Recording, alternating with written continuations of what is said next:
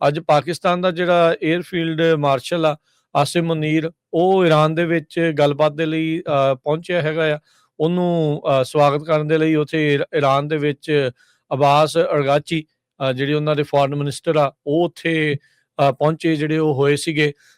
ਸੋ Trump ਹੋਣਾ ਨੇ ਕਿਤੇ ਨਾ ਕਿਤੇ ਆਫ ਰੈਂਪ ਵੀ ਇਹਨਾਂ ਨੂੰ ਹੁਣ ਨਾਲ ਦੇ ਨਾਲ ਦਿੱਤਾ ਹੈਗਾ ਆ ਵੀ ਹਾਂ ਭਾਈ, ਈਰਾਨ ਨੂੰ ਵੀ ਚਲੋ ਹੁਣ ਕਿਸੇ ਨਾ ਕਿਸੇ ਪਾਸੇ ਨੂੰ ਅੱਗੇ ਜਿਹੜੀ ਉਹ ਗੱਲ ਵਧਾ ਲੈਂਦੇ ਹੈਗੇ ਆ। ਪਰ ਇਹ ਮਸਲਾ ਇਹ ਹੈਗਾ ਹਰਜੋਤ ਸਿੰਘ ਜੀ ਵੀ ਅਜੇ ਤੱਕ ਵੀ ਪੂਰੀ ਕਲੈਰਿਟੀ ਇਸ ਬਾਬਤ ਨਹੀਂ ਲੱਗ ਰਹੀ ਹੈਗੀ ਵੀ ਬਣਨ ਜਿਹੜਾ ਇੱਥੇ ਕੀ ਜਾ ਰਿਹਾ ਹੈਗਾ ਆ। ਸੋ ਈਰਾਨ ਦੇ ਨਾਲ ਜਿਹੜੇ ਹੋਏ ਜਿਹੜੇ ਸ਼ਿਪਸ ਨੇ, ਜਾਂ ਤਾਂ ਉਹ ਸਲੋ ਨੇ ਤੇ ਜਾਂ ਉਹ ਜਿਹੜੇ ਉਹ ਰੁਕੇ ਹੋਏ ਨੇ। ਯੂਐਸ ਦੇ ਜਿਹੜੇ ਬਲੌਕੇਡ ਦੇ ਨਾਲ ਯੂਐਸ ਦੀਆਂ ਕਹਿੰਦੇ 1 ਦਰਜਨ ਤੋਂ ਵੱਧ ਨੇਵੀ ਵਾਰਸ਼ਿਪਸ ਜਿਹੜੀਆਂ ਆ ਉਹ ਇਸ ਟਾਈਮ ਬਲੌਕੇਡ ਲਾ ਰਹੀਆਂ ਹੈਗੀਆਂ ਆ। ਚਾਈਨਾ ਨੇ ਵੀ ਇਹ ਬਲੌਕੇਡ ਤੋਂ ਬਾਅਦ ਦੇ ਵਿੱਚ ਧਮਕੀ ਜਿਹੜੀ ਉਹ ਦੇ ਦਿੱਤੀ ਸੀ। ਟ੍ਰੈਜਰੀ ਸਕੱਤਰ ਨੇ ਤਾਂ ਇਹ ਬਿਆਨ ਦਿੱਤਾ ਵੀ ਹੁਣ ਇਰਾਨੀ ਤੇਲ ਚਾਈਨਾ ਨੂੰ ਨਹੀਂ ਮਿਲੂਗਾ, ਤੇ ਦੂਜੇ ਪਾਸੇ ਅਮਰੀਕਾ ਦੇ ਰਾਸ਼ਟਰਪਤੀ ਕਹਿੰਦੇ ਚਾਈਨਾ ਨੂੰ ਕਹਿ ਕੇ ਸੰਬੋਧਿਤ ਹੋ ਕੇ ਕਹਿ ਰਹੇ ਆ ਵੀ ਅਸੀਂ ਤੁਹਾਡੇ ਲਈ ਸਟ੍ਰੇਟ ਆਫ ਹਾਰਮੁਜ਼ ਨੂੰ ਜਿਹੜਾ ਉਹ ਖੋਲ ਦਿੱਤਾ ਆ। ਸੋ ਹੋ ਕੀ ਰਿਹਾ ਆ, ਕਨਫਿਊਜ਼ਨ ਜਿਹੜੀ ਇਸ ਟਾਈਮ ਖਾਸੀ ਕਹਿ ਸਕਦੇ ਆ ਹਰਜੋਤ ਸਿੰਘ ਜੀ ਬਣੀ ਹੋਈ ਆ, ਤੇ ਆਉਣ ਵਾਲਾ ਸਮਾਂ ਉੱਦਾਂ ਇਹਦਾ ਨਿਤਾਰਾ ਕਰੂਗਾ। ਪਰ ਸੋ ਬਾਰ-ਬਾਰ ਆਪਾਂ ਨੂੰ ਇਹ ਜਿਹੜੀ ਕਨਫਲਿਕਟਿੰਗ ਸਿਗਨਲਸ ਜਿਹੜੇ ਆ ਉਹ ਨਾਲ ਦੇ ਨਾਲ ਮਿਲ ਰਹੇ। ਜਿੱਦਾਂ ਆਪਾਂ ਦੱਸਿਆ, ਪਾਕਿਸਤਾਨ ਦਾ ਜਿਹੜਾ ਆਰਮੀ ਚੀਫ ਆ ਉਹ ਤਹਿਰਾਨ ਦੇ ਵਿੱਚ ਕਹਿੰਦੇ ਵੀ ਪਹੁੰਚਿਆ ਜੀ ਯੂਐਸ ਦੇ ਨਾਲ ਗੱਲਬਾਤ ਨੂੰ ਮੁੜ ਦੁਬਾਰਾ ਜਿਹੜੇ ਉਹ ਚਾਲੂ ਕਰਾਉਣ ਦੇ ਲਈ। ਕੱਲ ਰਾਸ਼ਟਰਪਤੀ ਟਰੰਪ ਨੇ ਕਿਹਾ ਸੀਗਾ ਵੀ ਅਗਲੇ 2 ਦਿਨਾਂ ਦੇ ਵਿੱਚ ਜਿਹੜੇ ਦੂਜੇ ਗੇੜ ਦੀ ਗੱਲਬਾਤ ਆ ਉਹ ਈਰਾਨ ਦੇ ਨਾਲ ਹੋ ਸਕਦੀ ਆ। ਸੋ ਫੀਲਡ ਮਾਰਸ਼ਲ ਆਸਿਮ ਮੁਨੀਰ ਉੱਥੇ ਜਿਹੜੇ ਉਹ ਪਹੁੰਚੇ, ਕਹਿੰਦੇ ਵੀ ਨਾਲ ਉਹਨਾਂ ਦੀ ਡੈਲੀਗੇਸ਼ਨ ਵੀ ਆਈ ਹੈਗੀ ਆ, ਤੇ ਇਹ ਗੱਲਬਾਤ ਨੂੰ ਅੱਗੇ ਹੋਰ ਤੋਰਨ ਦੇ ਲਈ ਜਿਹੜੇ ਉਹ ਚੱਲਣਗੇ।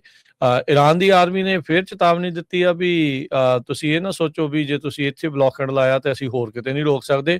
ਉਹ ਕਹਿੰਦੇ ਵੀ ਜਿਹੜਾ ਲਾਲ ਸਾਗਰ ਆ, ਰੈੱਡ ਸੀ ਆ ਤੇ Gulf and C of Oman ਆ, ਅਤੇ ਜਿੱਧਰੋਂ ਦੀ ਯੂਐਸ ਤੇ ਨੇਵੀ ਬਲੌਕੇਡ ਲਾਇਆ ਹੋਇਆ ਇਰਾਨੀਅਨ ਪੋਰਟਸ ਦਾ, ਜੇ ਉਹ ਕੰਟੀਨਿਊ ਰਿਹਾ ਤੇ ਕਹਿੰਦੇ ਅਸੀਂ ਉਧਰਲੇ ਪਾਸੇ ਵੀ ਜਿਹੜਾ ਉਹ ਰੋਕ ਦੇਵਾਂਗੇ, ਉਧਰੋਂ ਵੀ ਆਵਾਜਾਈ ਨੂੰ ਜਿਹੜਾ ਉਹ ਠੱਪ ਕਰ ਦੇਵਾਂਗੇ ਲਾਲ ਸਾਗਰ ਦੇ ਵਿੱਚ। ਉੱਥੇ ਮੈਨੂੰ ਲੱਗਦਾ ਜਿਹੜੇ ਹੂਥੀ ਆ ਉਹਨਾਂ ਦਾ ਉੱਥੇ ਥੋੜਾ ਜਿਹਾ ਦਬਦਬਾ ਜਿਹੜਾ ਉਹ ਜ਼ਰੂਰ ਹੈਗਾ ਆ, ਪਰ ਉਹ ਕਰ ਸਕਣਗੇ ਜਾਂ ਨਹੀਂ ਇਹ ਆਉਣ ਵਾਲਾ ਸਮਾਂ ਜਿਹੜਾ ਉਹ ਦੱਸੇਗਾ। ਪਰ ਈਰਾਨ ਦੇ ਦੁਆਰਾ ਇਹ ਜਿਹੜੀ ਹੁਣ ਧਮਕੀ ਦੇ ਦਿੱਤੀ ਆ ਵੀ ਜੇ ਬਲੌਕੇਡ ਕੰਟੀਨਿਊ ਜਿਹੜਾ ਹੋ ਰਹਿੰਦਾ ਆ। ਇਜ਼ਰਾਈਲ ਨੇ ਜਿਹੜਾ ਹੁਣ ਇਸ ਦੇ ਵਿੱਚ ਇਹ ਲੈਬਨਾਨ ਦੇ ਉੱਤੇ ਲਗਾਤਾਰ ਜਿਹੜੀ ਬੌਂਬਿੰਗ ਆ ਉਹ ਜਾਰੀ ਜਿਹੜੀ ਰੱਖੀ ਆ। ਵਾਸ਼ਿੰਗਟਨ ਡੀਸੀ ਦੇ ਵਿੱਚ ਲੈਬਨਾਨ ਤੇ ਇਜ਼ਰਾਈਲ ਨੇ ਗੱਲਬਾਤ ਕਰਨ ਦੇ ਲਈ ਹਾਮੀ ਜਿਹੜੀ ਉਹ ਭਰ ਦਿੱਤੀ ਆ।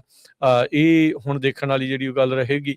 ਇਜ਼ਰਾਈਲ ਦੇ ਆਰਮੀ ਜਨਰਲ ਨੇ ਪਲਾਨ ਅਨਾਉਂਸ ਕੀਤੇ ਆ ਵੀ ਕਹਿੰਦੇ ਵੀ ਸਾਡੇ ਲੈਬਨਾਨ ਤੇ ਈਰਾਨ ਦੇ ਉੱਤੇ ਜਿਹੜੇ ਅਟੈਕ ਆ ਉਹ ਕੰਟੀਨਿਊ ਰਹਿਣਗੇ। ਕੀ ਇੱਥੋਂ ਇਹ ਲੱਗਦਾ ਹੈ ਵੀ 21 ਤਰੀਕ ਨੂੰ ਜਦ ਸੀਜ਼ ਫਾਇਰ ਖਤਮ ਹੋਣੀ ਆ ਤੇ ਇਹਨਾਂ ਨੇ ਈਰਾਨ ਦੇ ਉੱਤੇ ਮੁੜ ਹਮਲੇ ਜਿਹੜੇ ਉਹ ਸ਼ੁਰੂ ਜਿਹੜੇ ਉਹ ਕਰ ਦੇਣਗੇ। ਇੱਕ ਪਾਸੇ ਜਿਹੜੀ ਸੀਜ਼ ਫਾਇਰ ਦੀ ਗੱਲਬਾਤ ਆ ਉਹ ਚੱਲ ਰਹੀ ਆ ਤੇ ਦੂਜੇ ਗੇੜ ਦੀ ਗੱਲਬਾਤ ਦੇ ਬਾਰੇ ਜਿਹੜੀ ਚਰਚਾ ਆ ਉਹ ਚੱਲ ਰਹੀ ਹੈਗੀ ਆ। ਸੋ ਇਹ ਹੁਣ ਦੇਖਦੇ ਆ ਵੀ ਇੱਧਰ ਕੀ ਬਣਦਾ ਆ।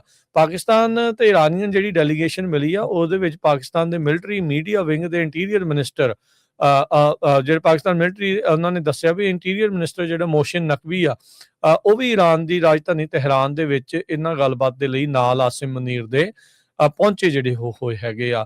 ਸੋ ਡਿਪਲੋਮੇਸੀ ਕਹਿੰਦੇ ਵੀ ਇੱਕ ਹਿਸਾਬ ਦੇ ਨਾਲ ਉਦੋਂ ਹੋ ਰਹੀ ਆ ਜਦ ਪ੍ਰੈਜ਼ੀਡੈਂਟ ਟਰੰਪ ਨੇ ਇਹ ਕਿਹਾ ਸੀਗਾ ਵੀ ਅਗਲੇ 2 ਅਮੇਜ਼ਿੰਗ ਡੇਜ਼ ਦੇ ਵਿੱਚ ਤੁਸੀਂ ਦੇਖੋਗੇ ਵੀ ਜਿਹੜੀ ਈਰਾਨ ਦੀ ਲੜਾਈ ਆ, ਵਾਰ ਆ, ਉਹ ਖਤਮ ਹੋ ਜਾਊਗੀ, ਕਲੋਜ਼ ਟੂ ਓਵਰ ਜਿਹੜੀ ਹੋਣ ਜਾ ਰਹੀ ਹੈਗੀ ਆ। ਸੋ 3 ਹੀ ਜਿਹੜੇ ਹਰਜੋਤ ਸਿੰਘ ਜੀ ਮੇਨ ਮੁੱਦੇ ਇਸ ਟਾਈਮ ਚੱਲ ਰਹੇ ਹੈਗੇ ਆ।